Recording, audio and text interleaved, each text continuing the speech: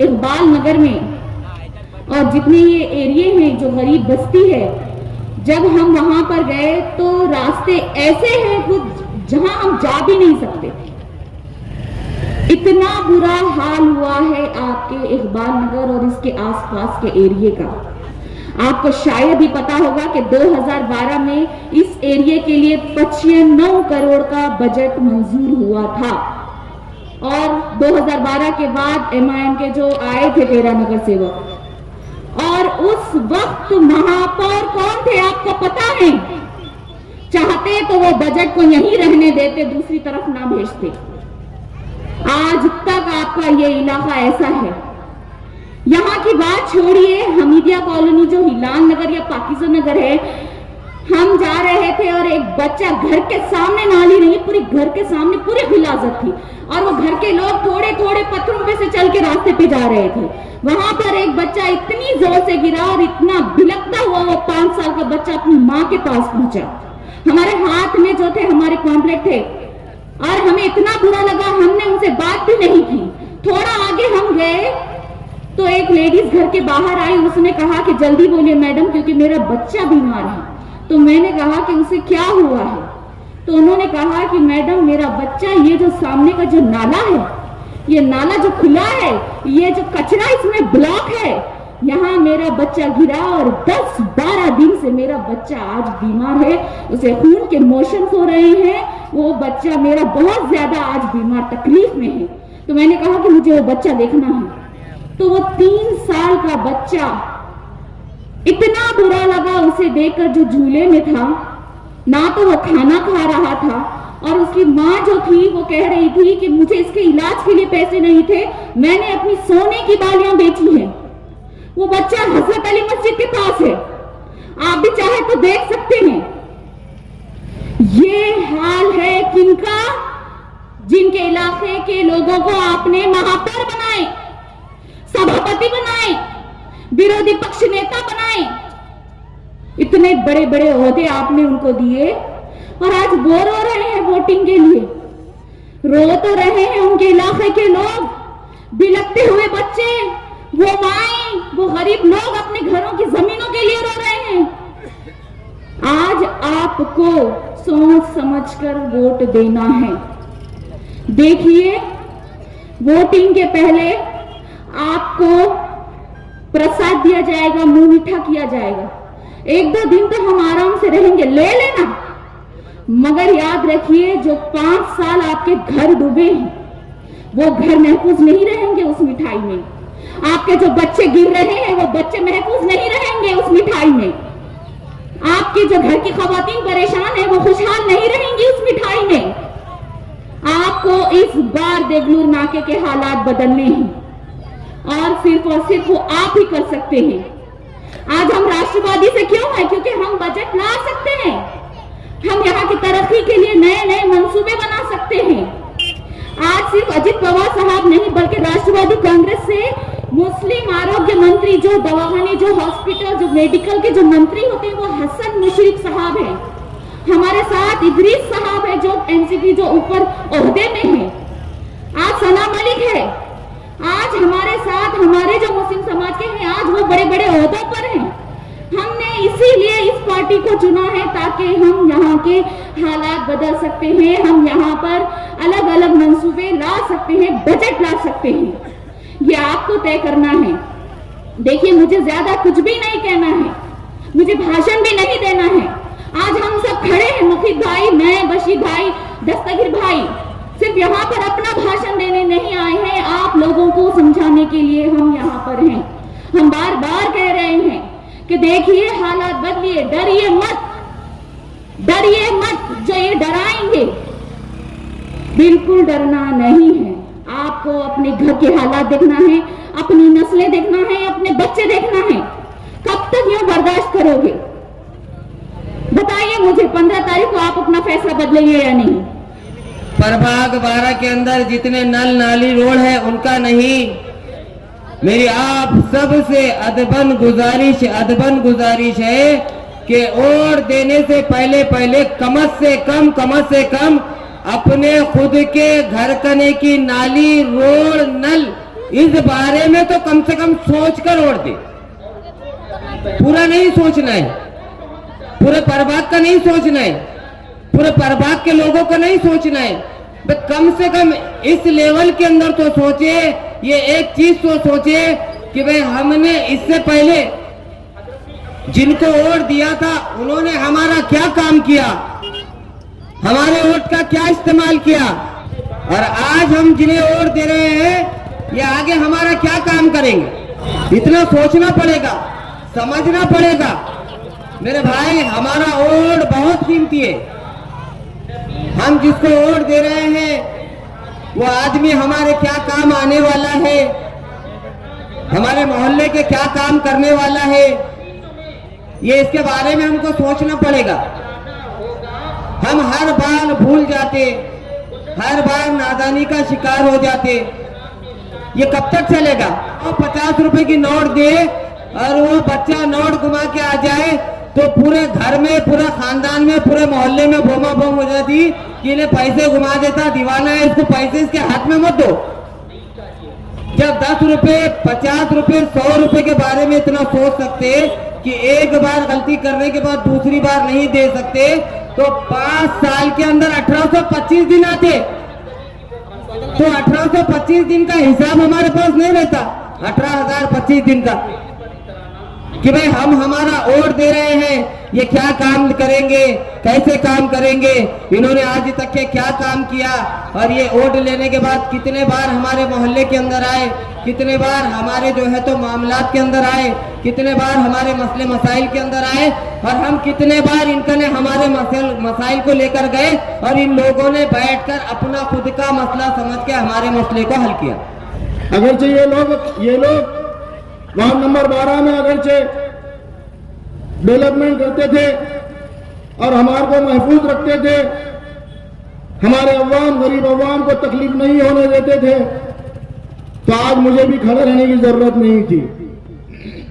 लेकिन ये लीडरशिप इनकी, जिसने बुराई को पनपाई, बुराई को आम किया, इनका काम था कि अच्छाई को आम करना, बुराई से रोकना, बल्कि इन्होंने वो काम नहीं करने के बजाय इन्होंने बुराई को आगे बढ़ाते गए, बुराई को आगे तरजीह देते गए। फर्स्ट प्रेफरेंस बुराई को। आपको एग्जाम्पल देता हूं, अभी परसों, एक दिन पहले, 2 दिन पहले यहाँ पे हबिबिया कॉलोनी में मीटिंग हुई, एक बेड़े को खड़ा कर दिए ऊपर, और वो महापौर जिनको आपने महापौर बनाया, जिनको आपने स्टैंडिंग चेयरमैन बनाया, जिनको विरोधी पक्ष नेता बनाया, और क्या क्या नहीं सब सीट उनके बच्चे को बनाए, क्या क्या बनाए आपको मालूम है। अब तो उनका दिमाग का इलाज करना पड़ता, ऐसा लग रहा। जाकर के एक डोले को बीच में लेकर खड़ो कर दिए, उसके पूरे मटके के कारोबार है, वो यहाँ भी कॉलोनी में रहते। अभी हाल में ही उन्होंने मर्डर किया है, कत्ल किया है बुजुर्ग का, और वो बुजुर्ग का कत्ल कर दिए, और उन्होंने ऐसा मालूम हो रहा बहुत अच्छा काम करे। और हमारे जो नेता है वो शेर अली नारियल फोड़ू, और साथ में जो है महापौर बीच में ले करके उनको खड़ा करके उसको बोलने लगा रहे। अब इनके मुंह में जबान नहीं रही, वो भेड़ों को बोलने लगा, अब डरा रहे, धमका रहे। वो बोल रहा कि देखो हम ऐसा कर देंगे, वैसा कर देंगे। अरे वो कत्ल भी करते हैं तो चर्चा नहीं होता, हम आह भी करते हैं तो हो जाते हैं बदनाम। अरे उसका मुंह, अरे उसकी वजह से तो ये हबिबिया कॉलोनी का जो रेट है, ये जो इकबाल नगर का जो घरों का रेट है वो गिर गया। यहाँ पे 50 लाख रुपए में, 80 लाख में, 1 करोड़ में घर जाना था, लेकिन वो 1 करोड़ रुपए में जाने के बजाय 15 लाख 20 लाख में भी कोई पूछ रहा नहीं हमारे पास। सिर्फ यही वजह से कि ऐसे फालतू लोग यहाँ पे ज्यादा आगे वाले, मटके की बुक्की और दूसरे कारोबार, कत्ल गारतगिरी। तो अजीज साथियों, मेरा मकसद, ये बोलने का मकसद ये है कि आपको समझना चाहिए कि हमारे सामने हम कौन से लीडर को चुनकर देना होगा, हमारे सामने हमारा काम कौन कर सकता है। आपको मालूम है कि हमने 25 साल से 30 साल से चुन कर दिया, किसी को 35 साल से चुन कर दिया।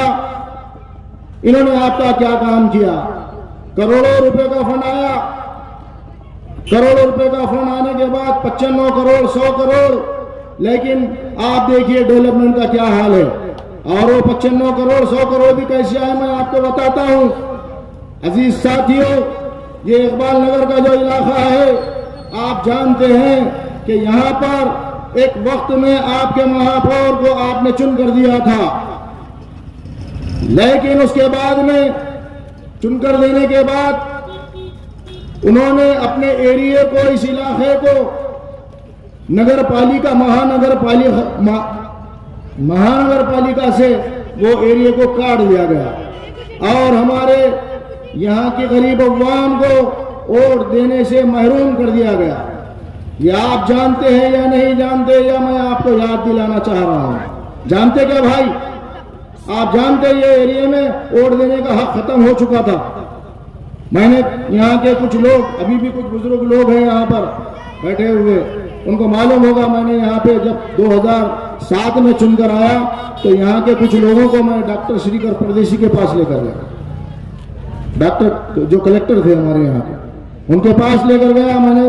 यहाँ के पूरी टीम को लेकर, पूरे 50-100 लोगों को, और उनके पास में लेकर जाकर श्रीकर परदेशी साहब को कहा कि कलेक्टर साहब, ये हमारा जो ब्रह्मपुरी का इलाका है, ये इलाके में एक वक्त था 1984 में इन्होंने इलेक्शन में वोट दिए, बल्कि 1997 में भी इन्होंने वोट दिए, और उसके बाद में 1997 में वोट देने के बाद 5 साल के बाद में इनका वोट का हक खत्म कर दिया गया। आप ही बताइए कि ये लोग वोट डालना तो किधर देना, देना तो किसको देना? ना नगर पंचायत में नाम है, ना नगर पालिका में नाम है। आप ही बताइए और आप फैसला कीजिए। तो उन्होंने कहा कि ठीक है, आप फाइल बना कर दीजिए, मैं ऊपर इंडोर्समेंट करके भेजता हूँ। उसके बाद हमने वो फाइल को बना करके पेश किया और उसके बाद डॉक्टर श्रीकर परदेशी साहब ने वो वक्त के जो चीफ मिनिस्टर थे वहां पर भेजा। वो भेजने के बाद वो ऊपर फाइल गई और मंजूर होकर आई। उसके बाद में यहाँ पर इलेक्शन हुआ तो 17 महीने 18 महीने के लिए इलेक्शन हुआ। याद है क्या मेरे भाई आपको? नहीं मालूम है? मालूम है क्या? जरा जोर से बोलो, मालूम है? उसके बाद में यहाँ पर 18 महीने का इलेक्शन हुआ। 18 महीने के इलेक्शन के बाद में वहां पर मैं जब महानगर पालिका में था तो नगर पालिका में तो ले लिया गया। यहां से इलेक्शन में 2 लोग चुन के तो आ गए ब्रह्मपुरी के इलाके से, लेकिन यहां पर बजट नहीं दिया जा रहा था। तो हमने कहा कि ये पक्षपात कर रहे हैं कि आप बजट तरोड़े को दिया जा रहा और ब्रह्मपुरी को क्यों नहीं दिया जा रहा? तो वक्त के चीफ मिनिस्टर ने बोले ठीक है, कोई बात नहीं। तो बहरहाल यहाँ पे जो 95 करोड़ 100 करोड़ रुपए का बजट आया, और वो 95 करोड़ हमारे बोलने की वजह से आपने देखे होंगे कि मुखीद हमेशा लड़ाई करता था मीटिंग के अंदर। अभी तो आप देख रहे हैं गूंगे मुक्के कौन से लोग जाके बैठे हैं, जबान से एक अल्फाज आपके लिए नहीं निकलती, लेकिन मुखीद ने 5 साल आपके लिए लड़ाई लड़ा। और मुखीद हमेशा सच बोलता है, सच के अलावा कुछ नहीं बोलता। और मुझे किसी की ताकत नहीं सच बात रोकने से। मैं जो भी कहूंगा वो सच कहूंगा। अजीज दोस्तों, उसके बाद में यहाँ पर जो बजट आया, उसके बाद में कुछ MIM के लोगों को आपने 15-13 नगर सेवकों को चुन कर दिया। वो आटे आटे पे लकीरें खींचे, वो बजट का काम करके निकले खड़े। लेकिन बजट जो आया था वो तो हमारी बदौलत आया था। आज बोलने का मौका मिला मुझे, आज ये बात कह रहा हूं। बहरहाल आपने जिनको महापौर बनाया, डिप्टी मेयर बनाया, आपने स्टैंडिंग चेयरमैन बनाया, आप देखिए आपके लिए कितना अच्छा काम किए। कांग्रेस के दौरे हुकूमत में यहाँ पर एक ट्रीटमेंट प्लांट लाकर डाल दिया गया। बड़े बड़े स्कॉलर कहते हैं कि ट्रीटमेंट प्लांट की वजह से इसकी जो गर्मी है, इसकी जो गंदगी है, तो इससे बच्चे आगे लंगड़े लूले अपाहिज पैदा होंगे, क्योंकि उसकी जो गर्मी है, उसकी जो हीट है, इतनी खतरनाक होती है। क्या अच्छी चीज लाकर डाल दी गई। जब एक नगर सेवक को चुनकर दिया जाता है तो नगर सेवक को चुनकर देने के बाद वहां पे टाउन प्लानिंग में प्लानिंग होती है, तो एक नगर सेवक का काम होता है, उसमें महापौर होते हैं। महापौर यानी कोई छोटी मोटी बात नहीं है, महापौर यानी प्रथम नागरिक, शहर का एक बड़ा आदमी, और बड़े आदमी मिलकर ये कांग्रेस के दौर हुकूमत में कांग्रेस पार्टी के महापौर, उप महापौर, डिप्टी में जो भी हों, उन्होंने प्लानिंग करते हैं, और प्लानिंग करके यहाँ पे ये गोबर के खड्डे लाके डाल दिया। अब आपको रात को भी तकलीफ, दिन को भी तकलीफ, और मच्छर तो बड़े बड़े हैं। यही नहीं हुआ, अभी हाल में कुछ दिनों पहले ये नारियल फोड़ो शेर अली, ये हैदराबाद के अंदर भी लेकर आ गया है ट्रीटमेंट प्लांट। कौन बनाया इसको? टीचर। इसका बच्चों ने दिमाग खा लिए। अब नारियल फोड़ो में क्यों बोल रहा हूं, ये भी पहले बात समझ लो। नारियल फोड़ो में इसलिए बोल रहा हूं, नारियल तो सभी फोड़ते खाते, नारियल फोड़ने का मसला है। इन्हें नारियल फोड़ा, कुकू लगाया, गेरू लगाया, क्या क्या लगा के क्या क्या करा पानी की टाकी के पास, बोले तो व्हाट्सएप भी करता हूं। अब उनको क्या करे, उधर से इधर जंप करे। क्यों करे? वहां पे 11 नंबर में थे, अब वहां पे काम बराबर नहीं करे। काम क्या करे बोले तो नाली बनाए तो उल्टी बनाए, पानी नाले के तरफ जाना कि घर के तरफ जाना मेरे भाई? नाले के तरफ जाना, आपको समझ रहा, और वो टीचर को नहीं समझा। अब वो औरतों ने बोले तू आप तेरी ताजपोशी करते हैं, आप ताजपोशी भी करते, वो बेचारे औरतें हैं, उनको तकलीफ हो रही, उनके घर में पानी उल्टा घुस रहा। उन्होंने बोले अब क्या है, तू आ तेरी ताजपोशी करते। अब जाहिर सी बात है, उनको गुलाब के फूल का हार तो डालने वाले नहीं है। आगे के इलेक्शन का माहौल है, इलेक्शन के माहौल में क्या कर रहे, गुलपोशी करा ले रहे। अब वहां काम करे, वहां गुलपोशी एक भी नहीं हुई, यहां गुलपोशी कैसी क्या हो रही भाई? ऐसे क्या तुम्हारे अंदर कला है गुलपोशी की?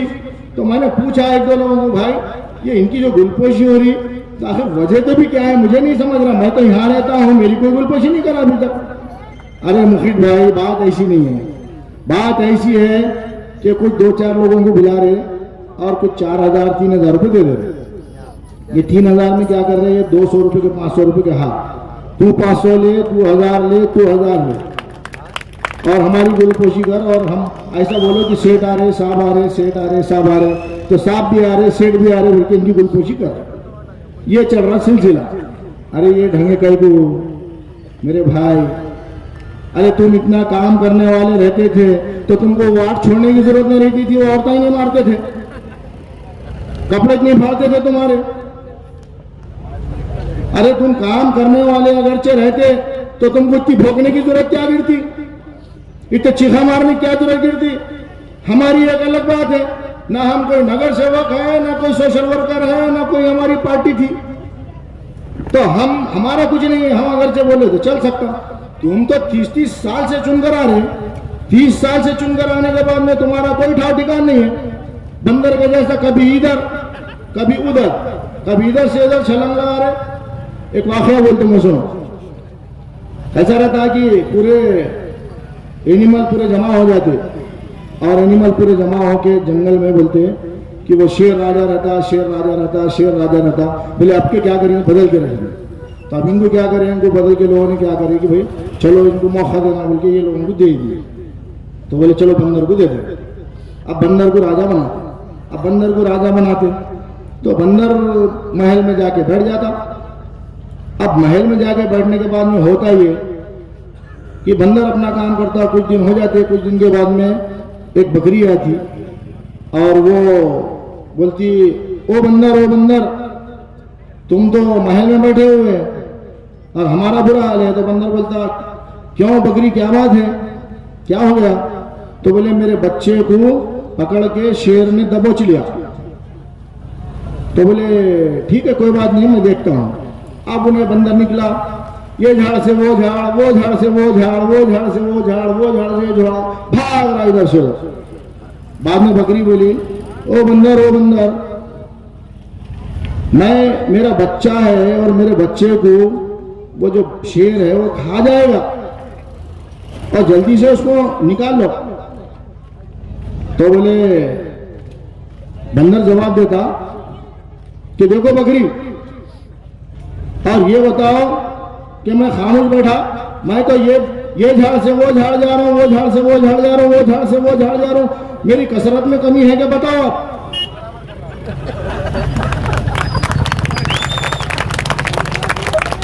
तो ये अपने पास के भी ये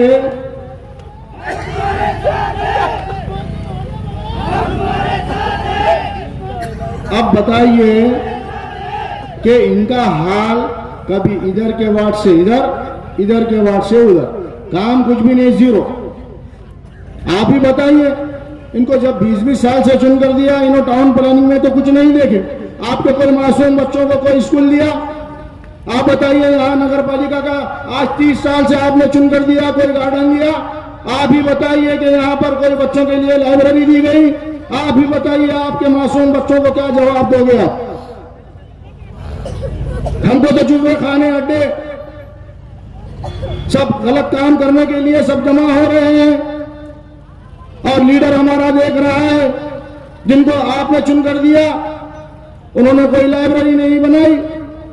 आप बताइए, आप कभी गए भी होंगे, कभी उनको ख्याल आया कि हमारे मासूम बच्चों के लिए, नौजवान बच्चों के लिए जो मोबाइल में वक्त गुजार रहे हैं, कोई बच्चा गलत जगह पर टाइम गुजार रहा है, तो उसके लिए कोई कापी किताबें पढ़ने के लिए यहाँ पे लाइब्रेरी में रखना, एक लाइब्रेरी 10x10 की खोलना, उनके जहन में आया ये सवाल?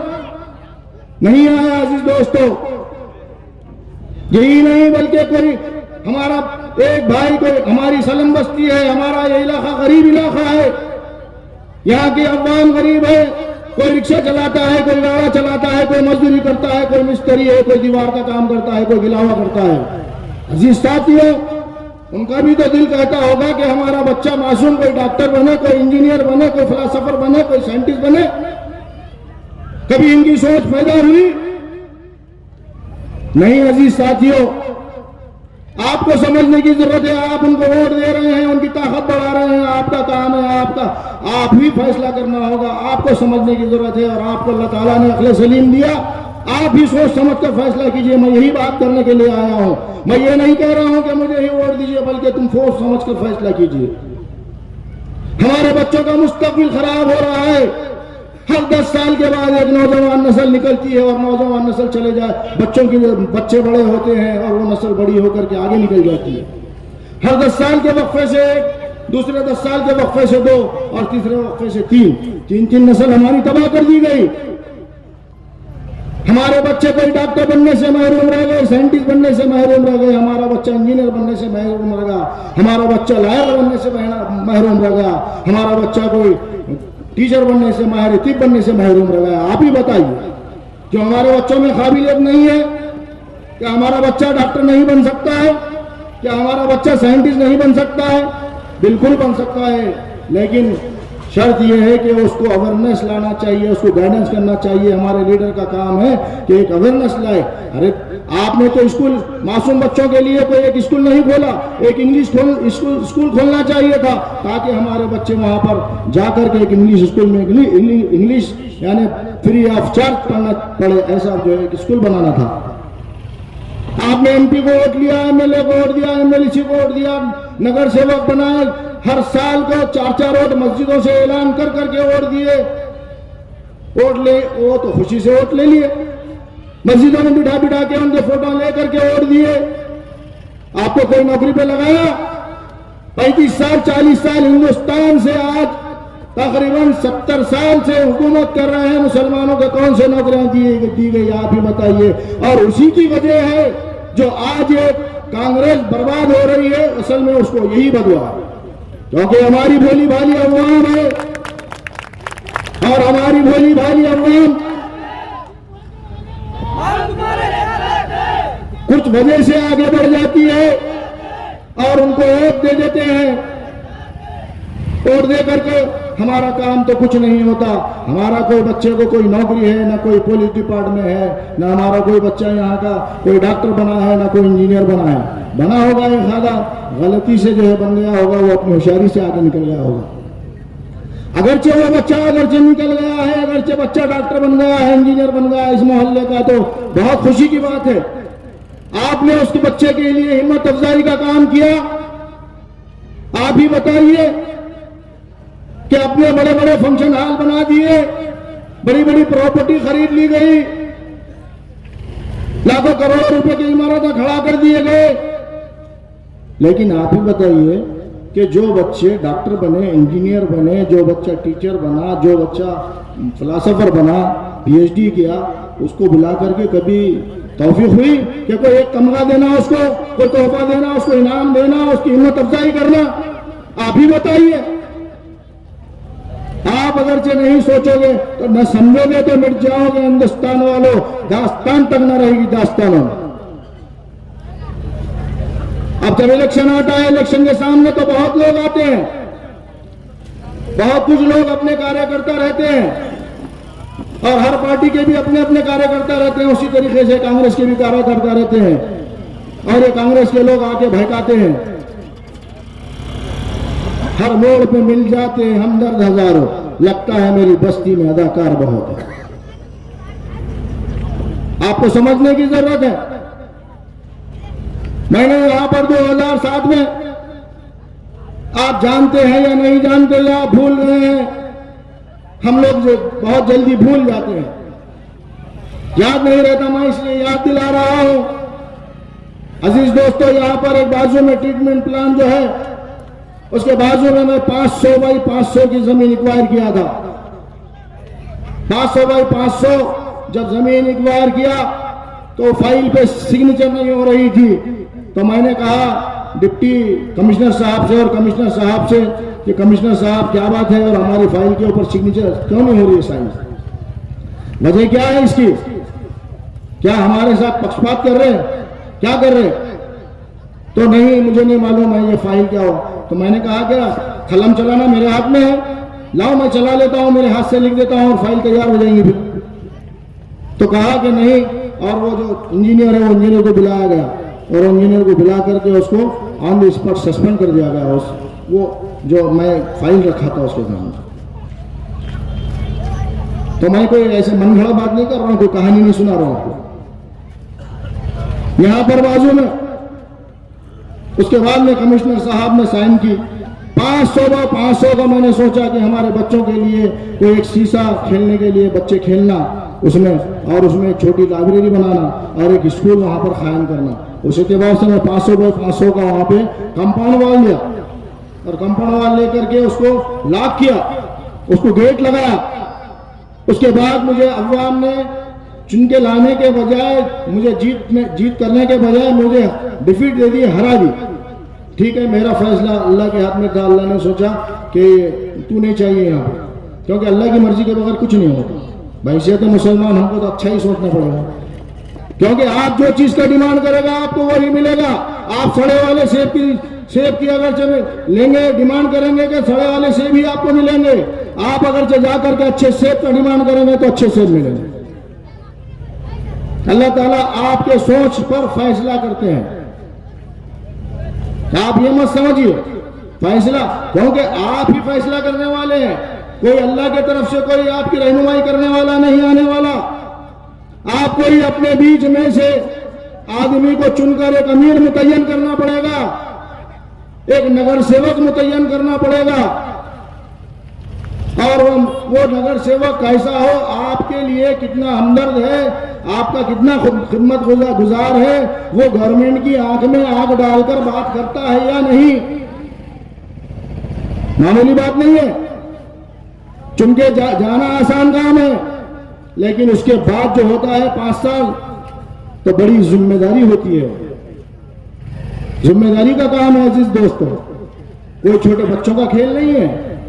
आप चुनकर दे रहे, कोई भी आ रहा अपना हैरान उसको खड़ा कर दे रहे। देखिए हमारे पास, हमारे पैनल में देखिए आप काबिल लोग है। डॉक्टर अर्शिया कौसर डॉक्टर है, डॉक्टर। अरे तुम्हारा तो सीना चिर के देखे तो नहीं निकलता। मुखीद एमए है, एमए। तो छोटी मोटी बात नहीं है, एमए हो एमए। यहां पे एक मजलिस के आ गए थे कुछ दिन पहले, भाषण करे यहां पे, और बोले वो जंगली है, अरे मुझे जंगली बोलने वाले मेरे भाई, तू साबिका सदर है मजलिस का। पहली बात तो तुमने अपनी मजलिस को लेकर जाके बीजेपी को भेज दिए और पूरे कांग्रेसियों को लेकर वही चेहरा, वही वॉशिंग मशीन में धुला के फिर और चुना के लेके आना खड़ा कर दिया।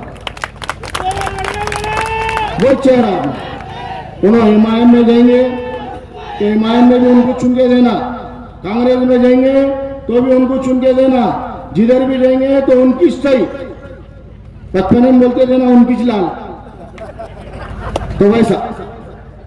अरे वो साबिका सदर, अरे क्या बोलने की जरूरत थी मुझे जंगली? मैं जंगली दिख रहा हूं?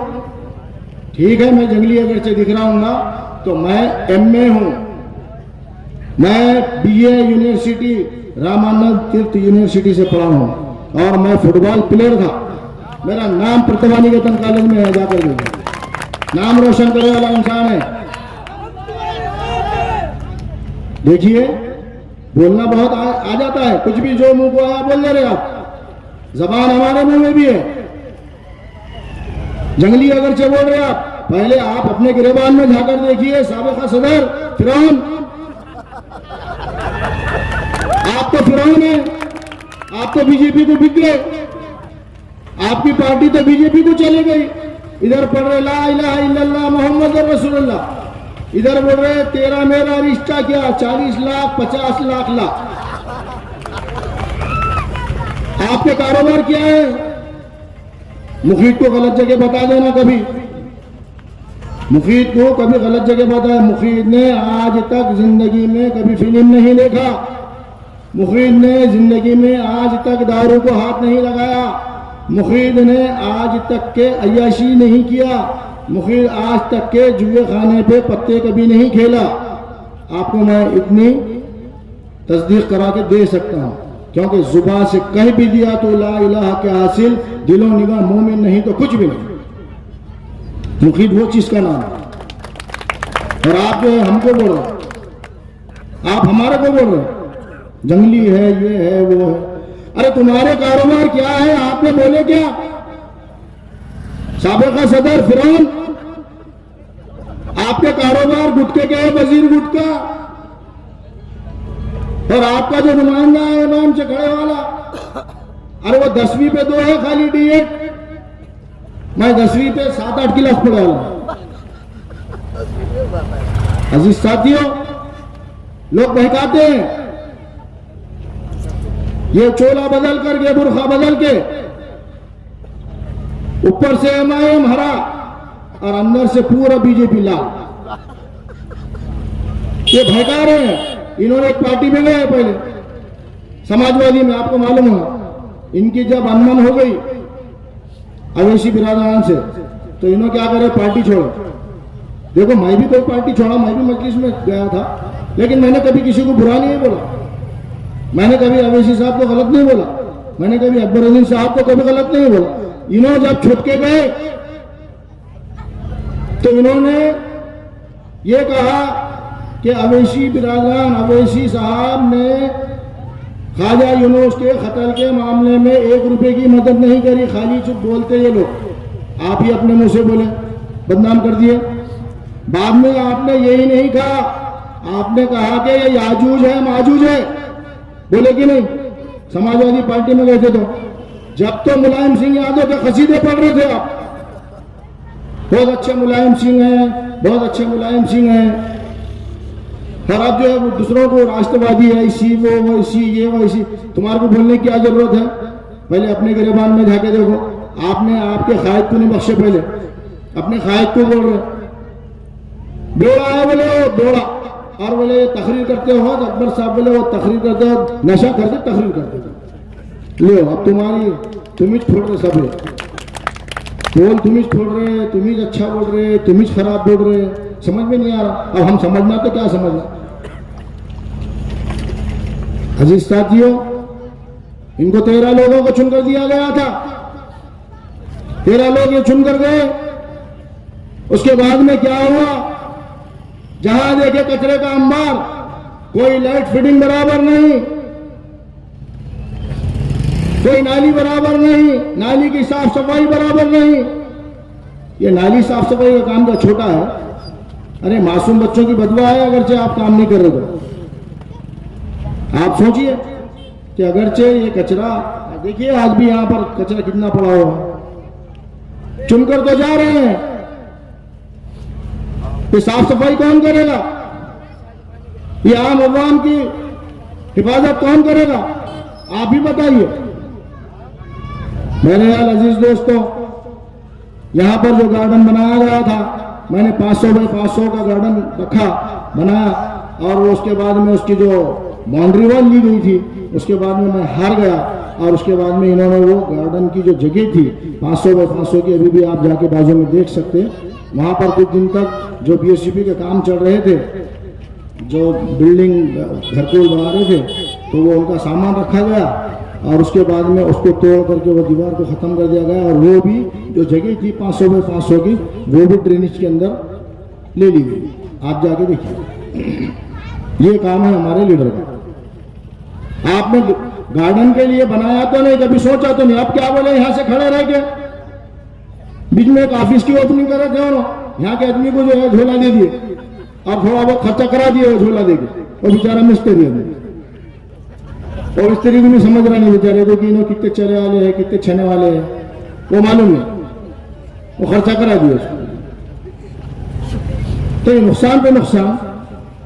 मैंने वो गार्डन का तो वैसा कर दिया, अरे वो तो वो, इसके अलावा आपको मालूम होना चाहिए कि यहाँ पर जो हमारे पास में कब्रिस्तान मौजूद है, जहाँ पे 1 लाख की आबादी है, जहाँ पे हमारे पूरे भाइयों की मैयत वहां पर जाती है, आपको भी जाना है, मुझे भी जाना है कब्रिस्तान, तो वहां पर ना सुशोभीकरण किया गया, ना वहां पर कोई हरियाली लगाई गई, ना कोई सही तरीके से पानी का इंतजाम, ना लाइट का इंतजाम। आज भी वही है, लाइट लगाओ, इधर से लगाओ, उधर अंधेरा, उधर काटे, इधर काटे। अरे 1 लाख की आबादी है, 1 लाख की आबादी में कैसा कब्रिस्तान होना चाहिए? इंशाअल्लाह आप मुझे चुनकर दीजिए, वो कब्रिस्तान को सुशोभीकरण ऐसा करूंगा, ऐसा बनाऊंगा कि आप देखने के लिए कब्रिस्तान जाना कि कब्रिस्तान वाकई में कैसा बना। लेकिन उसके पहले इनको बनाना, तो फिर मैं बना सकूंगा। सही बोल रहा ना?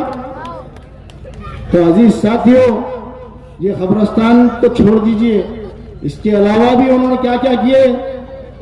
हम एक जमाने में छोटे थे, बच्चे थे, मासूम थे, जब हम ईदगाह पर जाके नमाज पढ़ते थे, हमारी नमाजें 2 नमाजें वहां पर अदा होती है, सभी लाखों लोग मुसलमान वहां पर जाके नमाज अदा करते हैं 2 ईदें इनकी, ईद उल फितर और ईद उल जुहा की। आप जाकर देखिए कि वो इलाका कितना बड़ा था।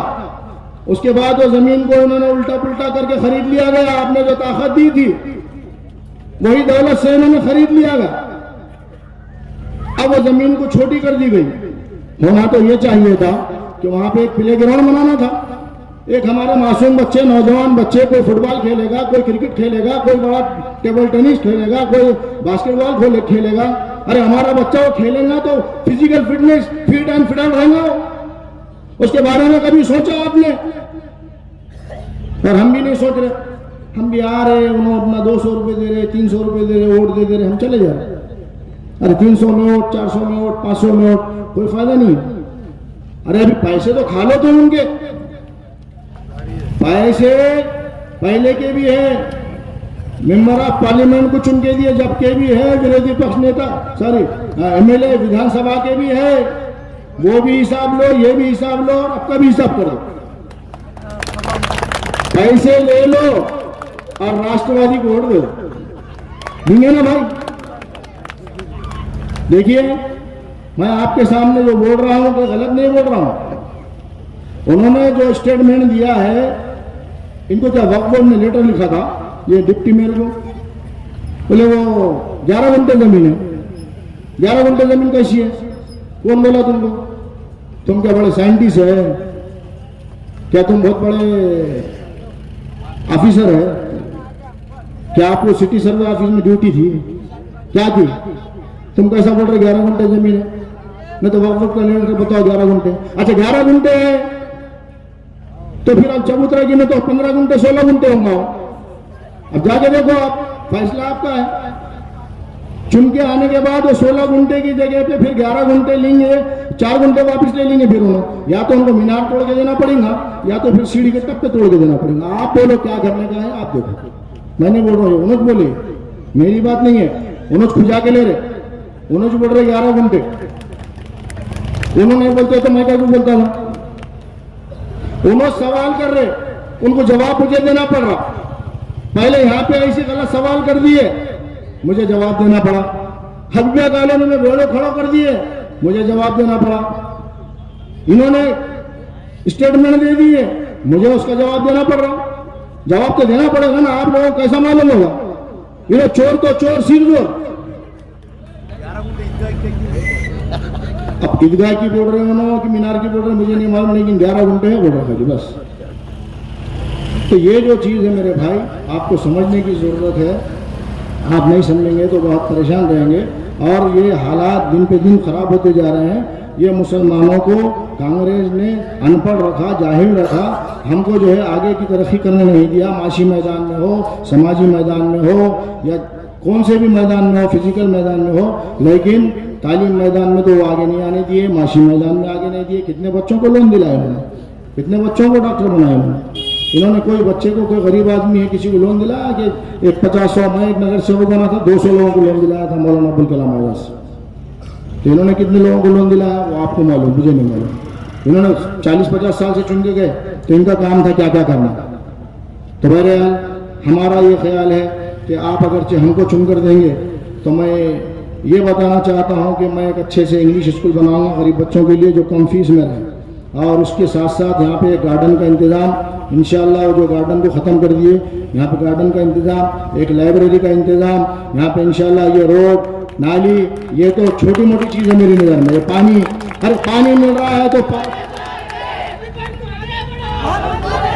पानी मिल रहा है तो पूरा साफ शफाफ पानी है, गंदा पानी। ये देखिए गली में मैं गया, आज लोगों ने कहा कि मुखिद भाई जो पानी आ रहा है हमारे को, ये पानी जो है मिक्स होकर पूरा गंदा पानी आ रहा है। आपको मालूम है जब बीमारी होती है तो बुजुर्गों की कितनी बीमारी बढ़ जाती है, बच्चों की कितनी बीमारी बढ़ जाती है, कितना पैसा दवाखाने में लगता है। पानी का इंतजाम देखिए आप, तो पानी साफ नहीं मिल रहा। इतने दिन से क्या काम कर रहे हो, करोड़ों रुपए का बजट आया तो क्या करे आपने। बहरहाल बहुत कुछ बोलना था लेकिन वक्त कम है। अगरचे मुझे और थोड़ा टाइम मिलता था तो तफसील से आपके सामने सब चीज़ रखता था, सब बातें रखता था, लेकिन वक्त की कमी है। तो इसी हिसाब से, इसी एतबार से मैं आपसे यही गुजारिश करने आया हूँ कि आपका, मैं आपका बच्चा हूँ, आपके मोहल्ले का बच्चा हूँ। आप जो है, मुझे बचपने से छोटा था मैं जब से देख रहे हैं, आप मेरा बचपन देखे और यहीं बड़ा हूँ मैं। तो मेरा कहीं ऐसा बुराई है तो आप सोच समझ कर फैसला कीजिए, लेकिन मेरा काम है आपके सामने ये सब ध्यान में डालना कि हमारे लिए हमारे नुकसान क्या हो रहे हैं। ये जो छोटी मोटी मूलभूत सुविधाएं हैं, ये जो नाली है, रोड है, ये तो मैं झटके के इन्हें एक हिस्से में जब भी कर देने वाला, ये कोई बहुत बड़ी चीज़ नहीं है। मूलभूत सुविधाएं ये तो हमारा बुनियादी हक है। ये तो इसको बोलने की भी जरूरत नहीं है कि मैं रोड बनाया, मैं नाली बनाया, मैं ये करा, नहीं होगा।